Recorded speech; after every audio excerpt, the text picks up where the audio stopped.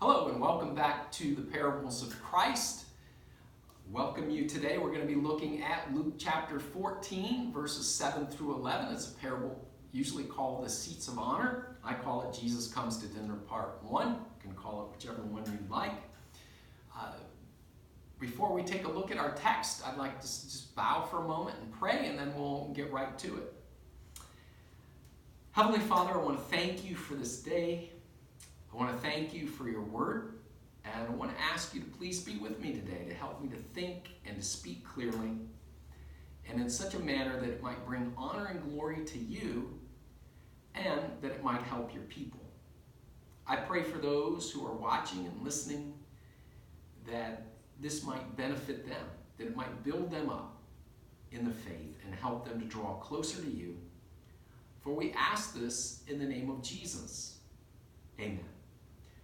So I'm going to go ahead and read from Luke 14, and I'm going to actually back up and read 1 through 6 because you really need to know what's going on in 1 through 6 to make sense of 7 through 11. So one Sabbath, when he went to dine at the house of a ruler of the Pharisees, they were watching him carefully. And behold, there was a man before him who had dropsy. And Jesus responded to the lawyers and Pharisees, saying, "Is it lawful to heal on the Sabbath or not?" But they remained silent. Then he took him and healed him and sent him away. And he said to them, "Which of you, having a son or an ox that has fallen into a well on a Sabbath day, will not immediately pull him out?" And they could not reply to these things.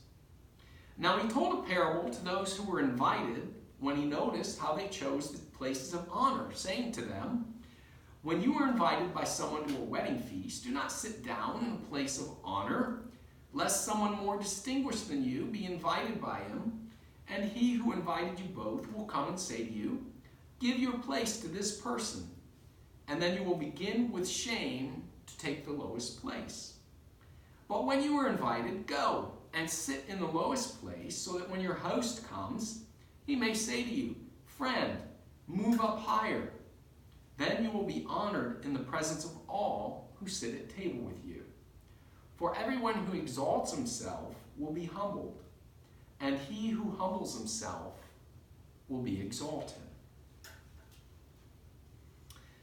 So I'm sure that all of you are familiar with Leonardo da Vinci's beautiful painting, The Last Supper. A wonderful work of art, but nevertheless, it doesn't accurately depict how people ate and dined in Jesus' day. So I'd like to give you a little bit of background information. In Jesus' day, at banquets and meals, formal meals, they would usually have the seats arranged in a U shape like this. And the host would sit here where the X is, and the most honored guests would sit along this table near the host. So the closer you sat to the host, the more honored you were as a guest. And that's how they would sit in Jesus' day. The other thing is the tables were typically very low to the ground. They didn't have high tables where you'd sit up on chairs like we do in our day, or as it's depicted in Michelangelo's Last Supper. Typically these tables were very low to the ground, and people would recline on couches or cushions. And they would lean on their left side, like so, and they would reach over to the table with their right hand and eat in this manner. And that still happens in places in the Middle East today.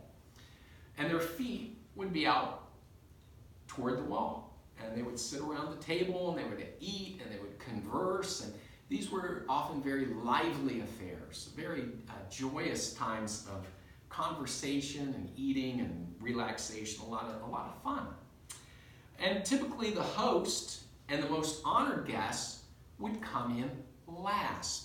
So those most honored seats there, the box seats so to speak, usually were taken by the host and the people who came with him, and they would usually come in last after the other guests. So Jesus is invited to a dinner, and in Jesus' day they had typical protocols and things that were considered good manners, just like in our day. In our day, if you're invited to dinner, there's certain rules that you're supposed to follow that are considered good manners. You're typically going to RSVP. Yes, I can make it. No, I can't make it. If you're running late, more than 10 or 15 minutes, you're usually expected to call, let the host know, I'm sorry, I'm running a little bit late, we'll be right there, that kind of thing. And in our day, if you're a Republican and you're invited over to dinner by a Democrat, you typically don't show up wearing a MAGA hat and start a conversation putting down your political opponents. And if you're charismatic, you're invited to lunch by a Baptist, you typically don't go in, sit down at the table, and start speaking in tongues. That would be considered bad form. Well, we're going to see that Jesus didn't exactly observe all the protocol of his day. He kind of breaks with tradition somewhat, and that actually makes the story more interesting. And we'll see that in just a little bit. So, obviously, context is king, and so for us to understand more fully what's going on here, I'd like us to think for just a moment. We looked at 1 through 6, but we'll understand it even better if we think through what's happening in the Gospel of Luke. We already know that at chapter 9, there's a shift in the Gospel of Luke. Jesus has been ministering most of the time up in Galilee, but at chapter 9, at the end of chapter 9, he decides to head toward Jerusalem. We know that his time is drawing near. He's heading toward the cross. He has a date with destiny, and so he's heading toward Jerusalem. And then in chapter 13, about midway through the chapter, someone says to Jesus, Lord, Rabbi, is there only going to be a few who are going to be saved? And so Jesus spends the rest of chapter 13 answering that question. And one of the things that he says is, seek to enter by the narrow way. Why? Because not everybody's going to make it. And then he goes on and he tells them, you know what, there's going to be weeping and gnashing of teeth in that day. Because at the Messianic banquet, at the eschatological banquet, and we've talked a little bit about that in the past, but that was a very important concept to the Jewish people. This idea of this Messianic banquet was a symbol of paradise, of heaven, okay? And Jesus says, in that day, Abraham and Isaac and Jacob will be there, and all the prophets will be there. And there's going to be people that come from east and west and north and south. People are going to come from all over. But some of you will be cast out. That's a rather shocking statement. Stop and think about that. What in the world is Jesus saying? I mean, these people that are following him, listening to his teaching, these are good people. These are people who, they carry their Bibles to church on Sunday morning. These are good folk. And you're saying that they're not all going to be there? Some of them are going to be cast out? What are you saying, Jesus? He's saying just being an Israelite, just going to synagogue once in a while, just being a physical descendant of Abraham is not enough to guarantee that you're going to make it. It doesn't mean that you're necessarily saved just because you're a physical descendant of Abraham. And then Jesus goes on, and chapter 13 closes with Jesus weeping over Jerusalem. By and large, the religious leaders and most of the people rejected him as Messiah. Not everyone, but for the most part they did. And so Jesus weeps, knowing that destruction is coming to the holy city, the city of David. Really, the city that rightfully belongs to Jesus is going to be destroyed because they've rejected the Messiah. And so chapter 13 ends on this note of sadness, this note of impending judgment. And then chapter 14 opens. And a little bit of a shift of scene here. It says one Sabbath, Jesus is invited to dinner, right, by one of the Pharisees. So maybe a little bit more positive thing happening here. Evidently, Jesus preached in the synagogue. We know that it was his custom to go to the synagogue on the Sabbath and to teach. And so more than likely, he was teaching.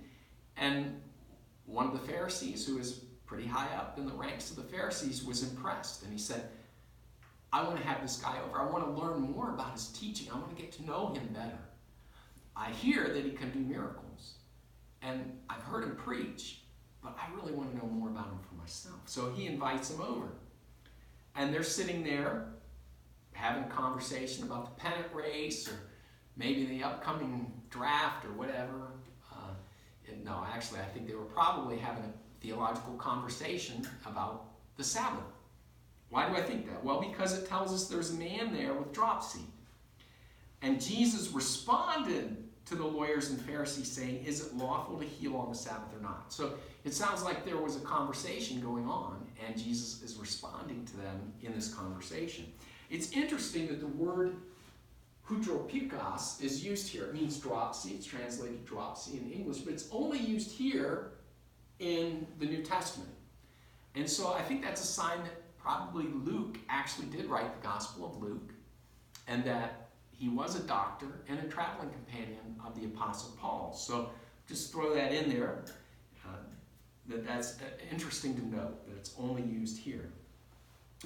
So Jesus sees this man with dropsy, and it's my understanding that it's a condition that causes retention of water and swelling in the limbs and can be painful at times and make it difficult for you to function normally. And so Jesus heals him, sends him away, and then he asks them the question about, well, you know, if you had a son or an ox fall into a pit on the Sabbath, wouldn't you help them out?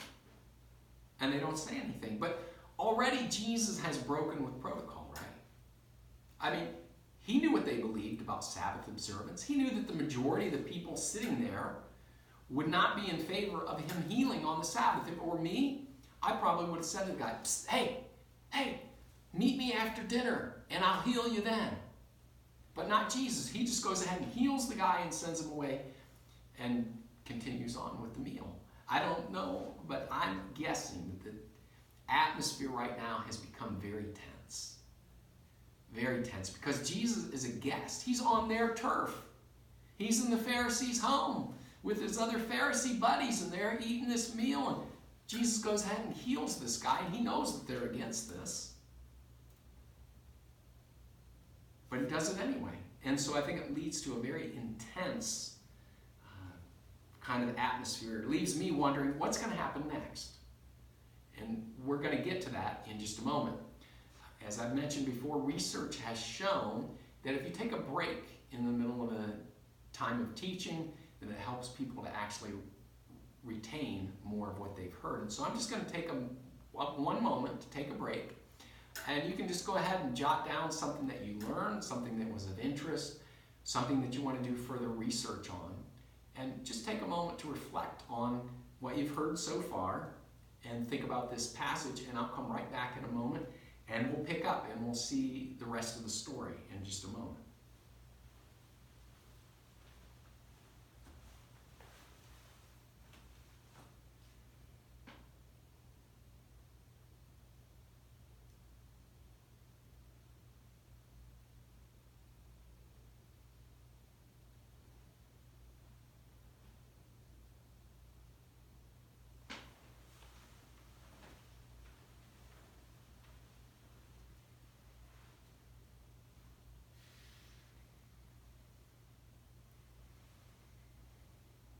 Okay, well, we've mentioned this before, but about, I'd guess, 80 to 90% of the parables that Jesus told are in response to a statement, to answer a question, or to address a specific situation. So what is it that prompts Jesus to tell this parable now? It's the situation. And we see that because in verse 7 it says, now he told a parable to those who were invited when he noticed how they chose the places of honor. So he goes ahead and he tells this parable, which again is kind of critical of the guests. And again, Jesus kind of breaking with protocol. He just healed somebody, and there's this tense atmosphere. And then he goes ahead and tells this parable, basically criticizing them in the way they went about taking seats of honor for themselves. So that's what prompts this parable. Remember that in Jesus' day, they didn't have Facebook, Instagram, things like that. So in his day, this is a form of self-promotion. Remember, I mentioned earlier that the head table and the most prestigious seats, the box seats, those were reserved typically for the host and the most honored guests. Well, what happened was some of these guys showed up and they went over and took some of the best seats for themselves. They showed up first and they went over and grabbed the best seat. And Jesus is saying, don't do that. If you take the best seats up near the host, how do you know when he comes in last with his friends that he's not going to look at you and say, you know what? You need to move to the back. I've saved that seat for someone else. Jesus is saying, take the last seat and let the host promote you. Let the host decide where you're at in terms of whether you get one of the box seats, so to speak, or whether you sit farther away. Don't exalt yourself. Don't promote yourself and put yourself in the best seat. Let the host say, hey, what are you doing way back there? Come up here, sit by me. And let him decide where you belong. Don't be presumptuous. Don't be proud and think more highly of yourself than you ought and go grab those best seats. That's what Jesus is saying to them in this parable. The background for this parable is found in Proverbs 25, 6 through 7. So I'm going to read Proverbs 25, 6 through 7. Do not put yourself forward in the king's presence, or stand in the place of the great. For it is better to be told, come up here, than to be put lower in the presence of a noble. And so Jesus applies that proverb brilliantly to these teachers of the law, to these Pharisees, to these people who should know better than to go grab the best seats for themselves. But they were basically promoting themselves. They were taking multiple selfies and saying, look at me, I'm an honored guest here. Because remember, this is one of the rulers of the Pharisees, and so all these other Pharisees were trying to get close to him, wanting to sit near that, where the host would be. And Jesus tells this story, basically rebuking them for doing this. Now, is this parable really about banquets and seating arrangements? No, of course not. Jesus isn't Martha Stewart. He's not giving them a lecture on table manners and how etiquette for banquets. He's not that concerned about that. But you know what? He is concerned about the selfishness and the pride that's manifested in the way they went about taking the best seats for themselves. That's what Jesus is concerned about. And in verse 11, it says, for everyone who exalts himself will be humbled, and he who humbles himself will be exalted. And if you look over, whenever you see that phrase in the New Testament, it almost always has to do with the kingdom. It's always looking forward. It has an eschatological edge to it. It's looking forward to that day when we're finally judged and when God will elevate the humble and he'll humble those who've elevated themselves. And if you look at Luke 18, just a few chapters over, in verse 14, he says, I tell you, and this is in the context of the Pharisee and the tax collector. So again, there's a Pharisee and there's a tax collector. The Pharisee says, hey, thanks God. Thank you that I don't do this, this, and that, and I'm not like this tax collector over here, right? He's patting himself on the back before God. The tax collector beats his chest and says, Lord, forgive me. Have mercy on me, a sinner. And Jesus says, in the story, he says, it's the tax collector who will go down justified, not the Pharisee. And then he concludes with this statement, I tell you, this man went down to his house justified rather than the other. For everyone who exalts himself will be humbled, but the one who humbles himself will be exalted. And so that's what Jesus is concerned about. He's letting them know, you know what, you can toot your own horn and wear your robes and come in and promote yourself and try to grab the best seat, but you know what? It's really up to the host to decide what seat you get. And you know what? Someday at the Messianic banquet, God is going to decide what seat you get.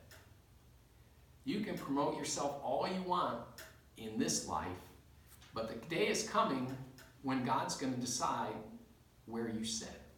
And some of you who've exalted yourselves will be humbled.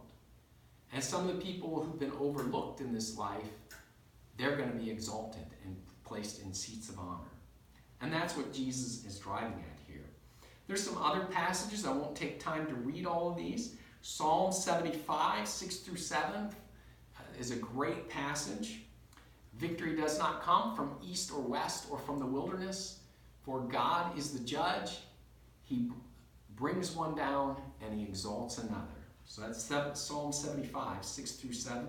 We looked at Luke 18, 14, wonderful passage. And then I want you to look at 1 Peter 5, 5 through 7. Clothe yourselves, all of you, with humility toward one another, for God opposes the proud, but gives grace to the humble. Humble yourselves, therefore, under the mighty hand of God, so at the proper time he may exalt you, casting all your anxieties on him, because he cares for you. And then also, I won't take time to read it, but one of the most wonderful passages in the New Testament, Philippians 2, 8 through 11, talking about how Christ humbled himself even to the point of death on the cross, and God exalted him to his right hand. So Christ is our model there of humility and then being exalted by God. So who's the one who promotes us in these verses? God. It's God who promotes us, and that's what Jesus is saying to these Pharisees. Don't promote yourself. Let God be the one to promote you. Well, how does this parable apply to real life? Well, I think first of all, we don't need to push and shove our way to the front of the line all the time. We don't always have to grab the best seats. We don't always have to push our way to the front of the line at the checkout at the grocery store. We don't always need to get the best parking space in the parking lot. We can trust God that he's looking out for us. He's going to take care of us. How do you live this out in real life? How can you put your best foot forward at a job interview and still be humble? I think job interviews are kind of like one place in our society where people are expected to brag. But as Christians, we need to be able to say to people, matter-of-factly, just let them know what your credentials are. Be humble about it. Don't brag. Don't, say, wow, I'm so great. I know you're going to want to hire me because I'm the best there is. And don't do that. Just let them know what you can do for them, what you've done in the past, what you can do now, and try to be humble about it. Can we really trust God to promote us in a world of shameless self-promotion? That's the question. If we don't push and shove, if we don't brag, if we don't promote ourselves and let other people know how great we are, aren't we going to get overlooked? No, I don't believe we will get overlooked. I think that's the message of the scripture, that God will remember us. And that's the most important thing. Even if nobody else ever notices us, God will notice us. And often he will promote us better than we could ever promote ourselves. I'd like to read to you something from Stephen Curtis Chapman. It's a song called The Human Race, and I think it captures what Jesus is trying to say here. In a world of winners and losers, some are used, some are the users. It's a push and shove race of trying to get ahead. In the dust of all the confusion, we make a choice, truth or illusion. Will we listen to lies or hear what the Father says? We are running in a human race where nobody wants to settle for second place. But we've got to run it at a different pace, because the last will be first and the last will, because the first will be last and the last will be first at the end of the human race. I think that beautifully captures what Jesus is saying here. It's called The Human Race by Stephen Curtis Chapman. Well, I have a few final thoughts here. You know, when it comes to humility, humility isn't just being quiet. Sometimes I think we confuse humility with people who are quiet. That doesn't necessarily mean that they're humble. As Dr. McGee used to say, sometimes silence is gold. They say silence is golden, but sometimes it's yeller. And so I think that's a reminder that silence isn't always a good thing. And just because someone's silent, it doesn't necessarily mean they're humble. I'd like to clarify for just a moment true humility with some words from C.S. Lewis. I think he hits the nail on the head here. This is from his book, Mere Christianity. Do not imagine that if you meet a really humble man, he will be what most people call humble nowadays. He will not be a sort of greasy, smarmy person who is always telling you that, of course, he is a nobody. Probably all you will think about him is that he seemed a cheerful, intelligent chap who took a real interest in what you said to him. If you do dislike him, it'll be because you feel a little envious of anyone who seems to enjoy life so easily. He will not be thinking about humility. He will not be thinking about himself at all. I think those are great words from C.S. Lewis. Be on guard against false humility. Don't always put yourself down. Just try to focus on God as much as possible. I remember, this is a true story. This happened a few years ago. At the time, I already had 2 master's degrees and had been involved in pastoral ministry. And I was in the process of exploring doing PhD work in New Testament, and through a series of events, I ended up working in a factory. And so I would get up early in the morning, usually like 4 in the morning, and put on steel-toe shoes and go off to work. And I didn't particularly like this job, and it was rather humiliating for me to be in that position, but it helped take care of my family, and I felt like that's where God had placed me, so I went ahead and did that. Well, after I'd been doing this for a while, I received an invitation to a luncheon, and it was, with actually a president of a Christian university, which you would all be familiar with if I mentioned, as well as a well-known seminary. The president of these 2 institutions were going to be there, and I ended up somehow getting invited. So I thought, well, I'll go. I'm thinking, I don't know if they have any idea that right now I'm just working in a factory, So I go to this event, this luncheon, and there's people there that are professors at universities, seminaries, people who are well-known. Probably know some of their names if I mention them. They had written books. There were pastors there, well-known Christian leaders. And I'm sitting there thinking, okay, how did I get here? How did I get invited to this thing? So, the room full of people. And so I'm thinking, I'm going to go sit down in the back of the room, right? And they say, no, everybody has a name tag or a place that you're supposed to sit. And so I go and I find my name and I sit down where I'm supposed to sit. And as the program's getting started, I realize I'm sitting at the same table with the keynote speakers. I'm sitting there with the university president and with the president of this seminary. And, we engaged in conversation, enjoyed the meal and so forth. And on the way home, I'm sitting there thinking, Lord, what in the world just happened? I'm like, I wear steel-toe shoes and work in a factory, and I'm sitting there at this luncheon with these guys, It's like, how did that happen, Lord? Not my wildest dreams did I ever think something like that would happen. And I think that just illustrates that God can promote us. So just keep in mind, wherever you're at right now, God won't forget you. You don't have to promote yourself. God will promote you.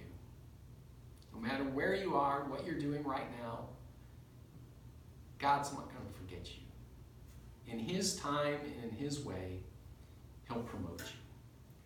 So let's close with a word of prayer. Heavenly Father, thank you so much for this glimpse into your word. And thank you for Jesus reminding us that there's coming a day when you're going to arrange the seats of honor where you'll decide where we sit. And that you give preference to those who are humble, to those who don't promote themselves, to those who don't brag on themselves all the time. But you give preference to those who love you and who serve you regardless of the reward. And it's in Christ's name we give thanks. Amen.